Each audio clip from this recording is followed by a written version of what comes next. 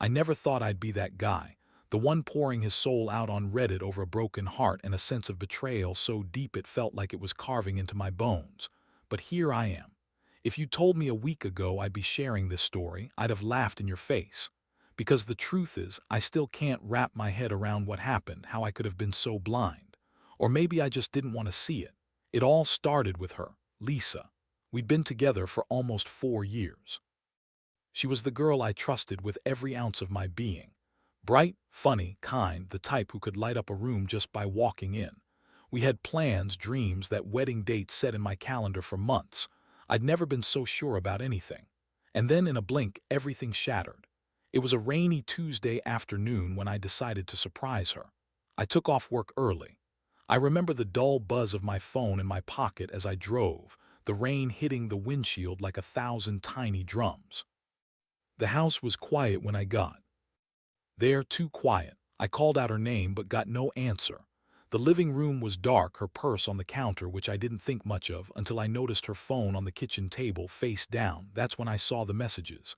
I had no intention of going through her phone, but my curiosity got the better of me.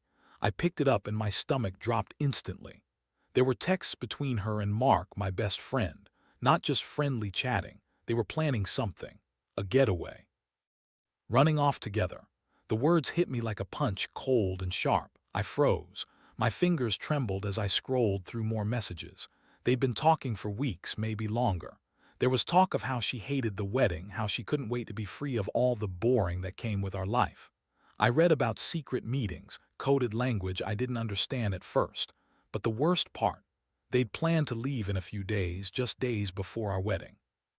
They wanted to disappear, run away to some beach house, leave everything behind. My mind went numb. I could feel my heart pounding in my ears. My palms sweaty and clammy. I wanted to scream. I wanted to break something. How could I have been so stupid? I'd loved her, trusted her, I'd told her everything. And now I found out she'd been planning to betray me with my best friend all along. I confronted her that night, of course. She cried, swore it was a mistake, that she'd been confused, that she loved me. But her eyes, those same eyes that looked at me with so much warmth, had looked guilty, desperate, like she was trying to hide something. My world was spinning and I didn't know what to believe anymore. She begged, pleaded for me not to ruin everything, said it was just a moment of weakness, a horrible mistake they'd both regret forever. But I couldn't shake the feeling that this was just the tip of the iceberg. I knew I had to see this through. I had to know the full extent of what was going on. I couldn't just forgive her and forget. Not after what I'd read. So I did what any betrayed man would do. I started planning my revenge. I didn't want to just kick her out or scream until I lost my voice. No, I wanted to make her see what she'd done. I wanted her to feel everything I'd been feeling since I found those messages. It was a slow burn, but I was already sketching out my plan. I needed to be calculated, precise. I found a way to get her phone, to plant a little bug so I could track her calls and texts. I knew the kind of person she was. She'd slip up, make a mistake. And she did. It took only a few days. I got the confirmation I needed. She was still talking to Mark, asking for details, planning to meet again. I felt a strange mix of rage and clarity. Rage because she betrayed me, and clarity because I finally saw her for who she really was. I'm sharing this not just to vent, but to warn others. Trust isn't something you should give away so easily. When you see the red flags, little signs that something's off, don't brush them aside. Because once you're in too deep, it's almost impossible to come back from that betrayal hole. Now I'm sitting here with her phone in my hand, ready to execute the next step. She thinks everything is normal, that I'm still naive enough to believe her lies, but I know better, and she's about to find out just how much I've learned. If you want to hear what I did next, just say the word. The plan was simple in theory, complicated in execution.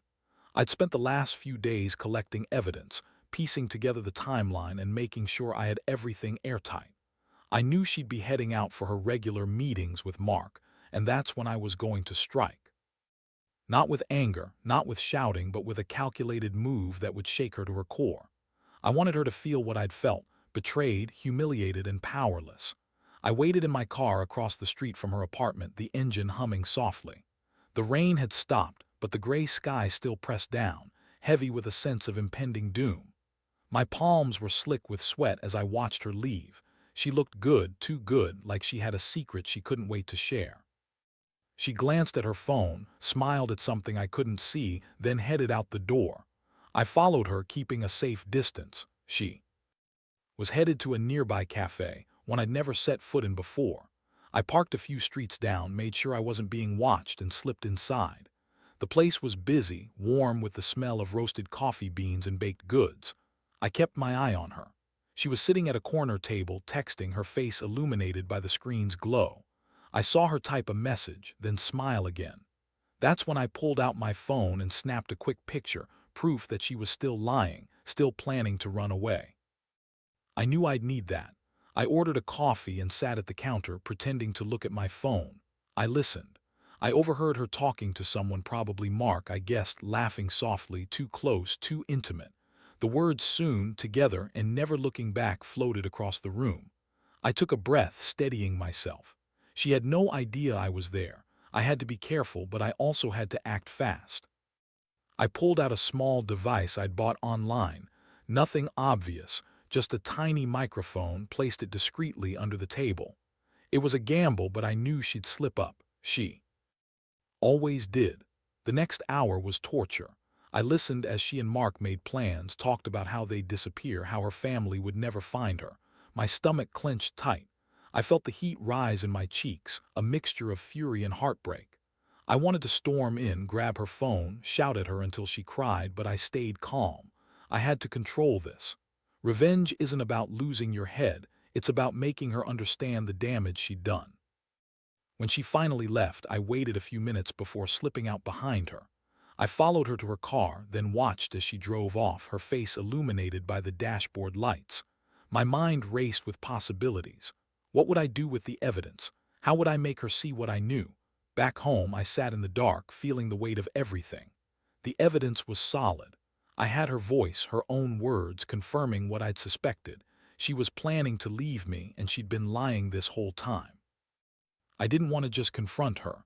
I wanted her to feel vulnerable, exposed, exactly as I had felt. That's when I decided I'd set a trap, one she wouldn't expect. It would be a surprise, but it would hit her hard. I'd get everything set up before I confronted her face to face. I wanted her to realize she couldn't hide anymore, not from me, not from the truth. So I started gathering everything I'd need, her social media logs, the recordings from the bug, the photos I'd taken. I wanted her to see that I was serious, that I'd done my homework, that I'd find out everything. And when the time was right, I'd show her just how much I knew. The moment was approaching. I could feel it. I was ready to tear down her lies, to strip her of her illusion that she could walk all over me and get away with it. I wasn't just going to leave her. I was going to make her regret ever crossing that line. I glanced at my phone again, and a message lit up the screen. It was from her. "We can fix this," it said. Yeah. I'd fix this all right, by making her realize she lost everything the day she decided to betray me, and she was about to find out just how far. I was willing to go. The plan was set, and I could feel the adrenaline kicking in. Every nerve in my body was on high alert, but I kept my face calm, composed. I didn't want her to see how much this was tearing me apart. I needed her to underestimate me, to think I was still the guy she could manipulate. That was the mistake she made, and I was going to leverage it. I had arranged for her to come home around 9 p.m. That's when I planned to be waiting. Not in a rage, but in control, with everything ready to unveil. I'd hidden my phone in the living room, ready to record her when she walked in. I'd also made sure to have the evidence on my laptop, all compiled in one file: screenshots, recordings, the photos from her meeting, every bit of proof. The house was silent except for the faint hum of the heater. I sat on the couch, my palms sweaty, watching the clock. My stomach twisted with anticipation and a sick kind of satisfaction. I'd never been the vengeful type, but this wasn't just about revenge. It was about reclaiming my dignity, about making her understand what she threw away. I gritted my teeth. When she opened the door, I was ready. The door swung open, and there she was, Lisa, looking nervous but trying to act casual. She looked different somehow, like she knew she was walking into a storm. "Hey," she said softly, dropping her bag on the floor. "Can we talk?" I nodded, standing up slowly. "Yeah, we need to talk. You've got some explaining to do." I kept my tone even, but the fire behind my eyes was unmissable. She hesitated, then stepped inside. Look, I didn't mean for it to get so out of hand. I was just confused, and Mark, he's been there for me, you know. I swear I never wanted to hurt you. It was a mistake. I let her talk, but I didn't let my guard down. I reached for my phone, which I'd hidden on the side table, and pressed record. The small light flickered on. Really, because I found the messages. The ones where you were planning to leave to run away with him. Those are pretty serious mistakes, aren't they? Her face crumpled and her voice cracked. I didn't mean for you to find out like this. I was scared. I thought I'd hurt you, but I swear I still love you. I do. I needed to figure things out. Figure things out, I repeated, my voice cold. You planned to leave me, to ditch everything we built, and you call that figuring things out. How long were you planning this? She looked down, tears brimming. It's been a few weeks. I didn't want to hurt you, but I couldn't keep pretending. I was miserable, and Mark made me feel alive again. I swear I was going to tell you, really. I shook my head slowly. That's funny, because I have the messages here. The ones where you're talking about how you're sick of the wedding, how you're already planning to disappear. I even have a recording of you saying it's better this way, as if I was just some fool you were using to get what you want. Her eyes widened. You bugged my phone. How could you do that? Because I don't trust your word anymore, I said, voice rising slightly. You said it was a mistake. Well, I've got proof that it was. You're planning to run away with him, and I don't have the luxury of pretending I don't know. She looked like she wanted to say something, but words failed her. Her shoulders sagged, and she looked defeated, like she'd finally run out of options. That's when I finally let the anger seep through. I stepped closer, voice low and steady. You lied to me for weeks. You betrayed everything we stood for. Do you even realize what you've done? I was scared, she whispered again, eyes glossy with tears. I never meant to hurt you like this. I clenched my fists, feeling the burn in my jaw. You think that makes it okay? That justifies what you did? You don't get to walk away from this unscathed. Not after planning to leave me at the altar, not after planning to destroy everything we ever had. Her face crumpled further, and she broke down crying. Please, I love you. I swear I do. Just give me a chance to fix this. I looked at her, feeling the last threads of my patience snapping. No, there's nothing left to fix. You had your chance and you threw it away. I grabbed the folder with the evidence, holding it out to her. This is everything. You can keep lying, keep pretending that it was just a mistake, but I see you for what you really are now. She reached for me, desperate. Don't do this. Please just talk to me. I'll make it right. I stepped back, my voice colder than ice. You had your chance. This is the end. I turned and walked out, leaving her standing there, crying into her hands. The sound of the door closing behind me was like a weight lifted and a final nail in the coffin all at once. That moment, I knew I'd made the right choice. And now I had to figure out what came next. The fallout from this wasn't just going to be her crying and pleading. It was about me reclaiming my life, my dignity, and moving forward without her. It was time to sever the last ties and start again. Her tears were a small price to pay for the clarity I finally had. I didn't need her anymore. I'd already decided what my next step would be, and I was ready to follow through. The aftermath hit me harder than I expected. I thought confronting her, revealing everything, would give me some sense of closure. Instead, it left me feeling hollow, like I'd torn off a bandage and watched the bleeding start all over again. But I knew I couldn't dwell on that. Not now. Not after everything I'd uncovered. The first few days after I walked out of her apartment, I was a mess, sleeping little, my stomach constantly clenched, my mind replaying all those moments when I'd trusted her, only to be betrayed. I'd kept my phone close, waiting for the inevitable fallout. I knew she'd probably try to reach out, maybe try to spin some story, but I was done listening. I wanted her to see that I was serious about ending this, about cutting her out of my life for good. One thing I did do, though, was start making plans, not just for revenge, but for my own peace. I needed to move on, to rebuild. She'd taken enough from me already. I started with the practical stuff, getting rid of her things, changing my phone number, blocking her on every platform.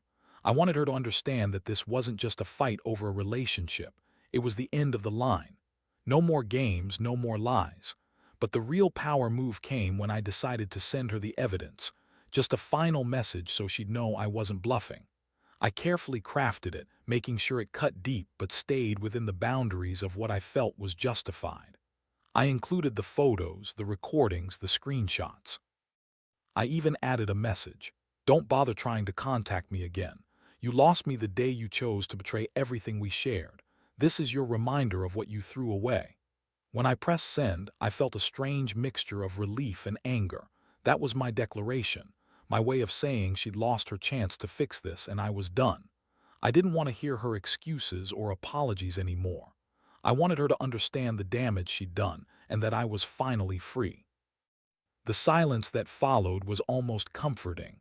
I blocked her on social media, deleted her number, and refused to check her stories or messages. I told myself I wouldn't look back. I'd taken the first step, but I knew I needed to do more. I needed to make a clean break, and that meant not giving her the satisfaction of a response. In the days that followed, I started focusing on myself. I hit the gym, spent time with friends I'd neglected, and even took a weekend trip alone. The world felt different, more raw, more real. I could still feel that sting of betrayal, but as I moved forward, I also felt a strange sense of power. I'd taken control again. I was finally steering my life the way I wanted, but I wasn't naive. I knew her. I knew she'd try to reach out again, maybe drag me back into some twisted game. That's why I was ready. I kept my guard up. No more secrets, no more lies. If she tried, I'd be prepared. I'd show her that I wasn't the fool she thought I was. I still remember the moment I finally faced the truth. I'd been blinded by love, blinded by trust, but I wasn't that guy anymore. I was stronger, smarter. The pain was still there, but it was a reminder, an anchor to never let someone take that much from me again. So here's the thing I want everyone to know: trust is fragile and betrayal cuts deep, but you have the power to decide what to do next, to stand up, to fight for yourself, and to walk away with your head held high. Because if you let someone betray you once, the only thing left is to decide how you're going to respond. And I chose to take control. That's what I want others to remember. If you're going through something similar, know this: the pain will fade. The scars will remain, but they'll remind you of your strength. And someday, you'll look back and be grateful you didn't stay silent. Because sometimes, the only way to win is to walk away, carrying your dignity with you. It's been a few weeks since I cut her out of my life for good. Honestly, I thought I'd feel some kind of relief, but the truth is, the whole experience left me raw, exposed, like I'd been walking around with my guts spilling out and didn't even realize it. I guess I'd been so focused on the betrayal that I hadn't really processed what it did to me emotionally. Every day I'd wake up with a knot tightening in my stomach, a reminder of everything I lost: trust, security, that future I'd envisioned with her. But slowly I realized something. I wasn't just broken. I was angry, not just at her, but at myself for ever trusting her, for ever thinking she was different from all the others who'd hurt me in some way or another. One night I was lying in bed, replaying the last confrontation over and over. The way her voice cracked, the tears she shed, those moments replayed in my mind like a broken record. And then it hit me. I'd given her the power and she'd taken it. I'd been so busy trying to forgive, to understand, that I'd forgotten I had control. So I sat up and thought, what now? I wasn't going to let her define my next chapter. I had to regain my strength, piece myself together, and do it for me. I started by writing everything down: my feelings, my plans, my boundary lines. It was a way to process, to make sense of what happened, and to remind myself that I was still in charge. I also took steps to rebuild my confidence. I started going out more, meeting friends, doing things I loved, even doing small acts of self-care I'd neglected. I wanted to feel alive again, not just the ghost of who I used to be. I wanted to feel proud of myself, even if I was hurting. And then I remembered the lessons from all this. Trust, yes, but not blindly. Love, but don't forget to protect yourself. Because when someone shows you who they are, believe them the first time. I finally understood that no matter how much you want things to work, sometimes people choose to walk away from everything. And if they do, the best thing you can do is walk away too. No regrets, no looking back. I also realized that revenge, if you want to call it that, isn't about hurting someone back. It's about reclaiming your power, about showing the world and yourself that you're still here, still standing, even after being pushed to the edge. That's the part that's hardest to accept, but also the most important. You've got to remind yourself you're worth more than the damage someone else did to you. So, I made a decision. I'm not going to chase her or try to make her see what she lost. That's her problem now. I'm going to focus on me. I've already started looking for a new apartment, a fresh start in a new place. I'm not rushing into anything, but I want to rebuild my life piece by piece. And I'm not going to lie, I still get angry sometimes. The betrayal burns like a fresh wound when I think about it. But I also know that the anger is a sign I'm alive, that I still care enough to hurt. And that's okay. Healing takes time, and I'm willing to give myself that. The thing I want anyone reading this to understand is that betrayal hurts, but it's not the end. It's just a chapter. And you can write the next one however you want. Maybe it's discovering new passions, reconnecting with old friends, or just learning to love yourself again. Whatever it is, don't let the pain define you. Use it. Turn it into strength. Because no matter how bad it gets, you're still here, still fighting. And that's what counts. Today, I finally took the decisive step. I handed over the keys to the apartment we once shared, took my name off her lease, and closed that chapter of my life for good. It was a simple act, just a few papers, a handshake with the landlord, and a small bag of my belongings. But to me, it symbolized something much bigger. The end of a betrayal that nearly destroyed me, and the start of a future I could finally control. As I stood there, handing over the keys, I felt a strange mixture of relief and conviction. No more pretending, no more lies, no more walking on eggshells hoping she'd change. I knew now that loving someone doesn't mean sacrificing your sanity or your self-respect. I'd been through hell, but I was still standing, and I'd come out stronger because of it. She wasn't there to see it. I didn't want her to be. Truthfully, I don't even want her to know how much I've moved on. This was about me reclaiming my life, about cutting ties with the past so completely that nothing could drag me down again. I told the landlord I was done, took a deep breath, and walked away. The fresh air hit my face, and I realized that this was the first day of the rest of my life. Before I left, I looked back at the apartment, my home, my sanctuary, now just an empty shell. I thought about everything that happened. The betrayal, the pain, the sleepless nights. But also the lessons I learned: trust carefully, love fiercely, but protect yourself, and never, ever let someone take away your voice. I promised myself I wouldn't forget those lessons, no matter how tempting it was to fall back into old patterns. As I drove away, I felt lighter, like I'd shed a heavy coat I'd been carrying around for years. I knew that healing wouldn't happen overnight. I'd still have moments of anger, of regret, of sadness.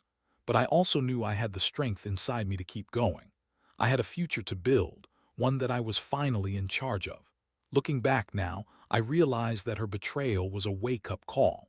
It forced me to see what I'd been ignoring, how much I'd been sacrificing for a relationship that wasn't worth it. And it made me realize that I deserved better. Not perfect, not flawless, but someone who would respect my boundaries, who would be honest, and who wouldn't betray me for a fleeting moment of selfishness.